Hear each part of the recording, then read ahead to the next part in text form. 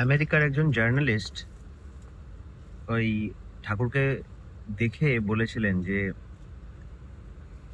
there have been many yogis, many gurus and people who have been coming into the market in the Indian history, which is a good thing.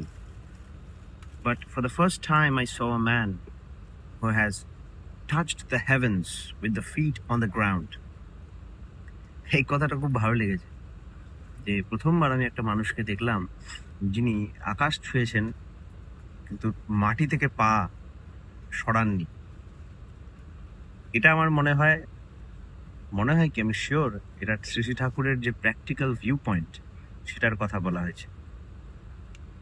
এবং এই জিনিসটা আমাদের হজম হয় না, কারণ আমরা স্পিরিচুয়ালিটি আর ধর্ম আর বিজ্ঞান, ধর্ম আর জীবন, সাধারণ জীবন, এই দুটোকে অনেক তফাৎ রাখি।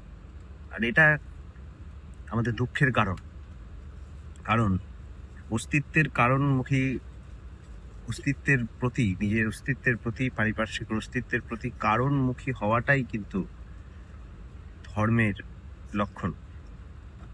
আর ওটার মাধ্যমেই একমাত্র আমাদের সমস্ত দুঃখ মোচন হতে পারে, সমাধান লাভ করতে পারি, তাই না?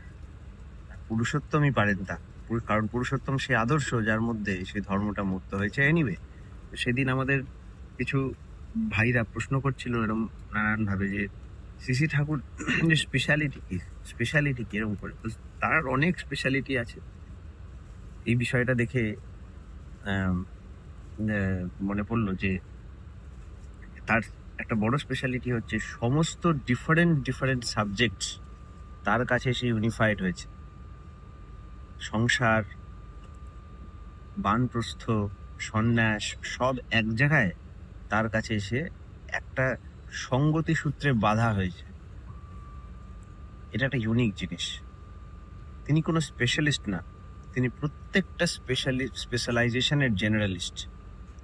এবং যে যে বিষয়ে আসছে, যার যা বৈশিষ্ট্য, সেটাই সে তার চরম সমাধান তার কাছে পেয়েছে।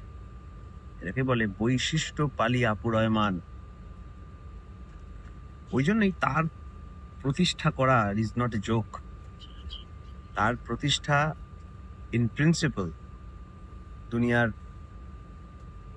দুনিয়াকে একটা সমাধিতে উপনীত করা। তাছাড়া ও প্রতিষ্ঠা ওরম ভাবে সম্ভব নয়। প্রতিষ্ঠা করতে করতেই আমাদের ট্রিটমেন্ট হয়ে যাবে। হ্যাঁ, এই একটা ইন্টারেস্টিং জিনিস। শুধু অর্গানাইজেশন বানিয়ে দিলাম বা শুধু ধ্যানে যোগ করে নিলাম, শুধু এগুলো ওরম না। তার প্রতিষ্ঠার মধ্যেই সবটা মিলিয়ে আছে।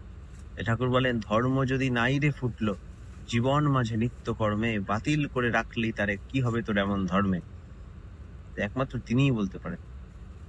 তার লাইফস্টাইল, তার এই নর্মাল ব্যাপারটা এত গ্রেট যে ভাবা যায় না। আবার তার গ্রেট ব্যাপারটাও এত নর্মাল, ভাবা যায় না। তাই সেই পুরুষোত্তমের 3টে কোয়ালিটির কথা আমার মনে পড়ে। He is abnormally normal, wisely foolish and gorgeously simple. আমরা এত কিছু যা করছি, যতটুকু কিছুই করতে পারিনি, প্ল্যান আরো অনেক বেশি করার। এটাতে একটা কথাই বলতে হয়, শ্রী ঠাকুরের জীবনী নিয়ে অনেক লেখার চেষ্টা করছিলেন যখন, শ্রী ঠাকুর বলেছিলেন, I am not interested in my life, in my biography, but I am interested in my mission, because my mission is everyone else's mission. My mission is everyone's life's mission. তাই এটা টোটাল একটা body. আমি, আপনি, আমরা সবাই প্রত্যেকে যেন সে একটাই বডি। আর তিনি ওই বিষয়ে চেতন, আর আমরা চেতন না। That's it. আলাদা গডহুড, গডলিনেস তো পরে আসছে। এই বেসিক জিনিসটা আমাদের বুঝতে হবে। আমাদের একসাথে কাজ করতে হবে, প্রচুর কাজ আছে। আর যে করে তার যে আনন্দ, যে ইন্টারনালি অ্যান্ড এক্সটার্নালি এই কাজটা আমরা করি। পুরুষোত্তম যখন আসেন, তিনি নতুন নতুন সম্প্রদায় গড়েন না, ওটা আমরা পরে বানিয়ে নিই। পুরনো যে এক ধারা বয়ে চলেছে ওটাই চলছে। এটাই রামকৃষ্ণ মিশন, সেটাই আগের মিশন, সেটাই খ্রিস্টান মিশনারি, সেটাই অ্যাকচুয়াল যে ইসলাম মিশন, সব একই প্রসেসটা বারবার রিইনভিগোরেটেড হয়েছে।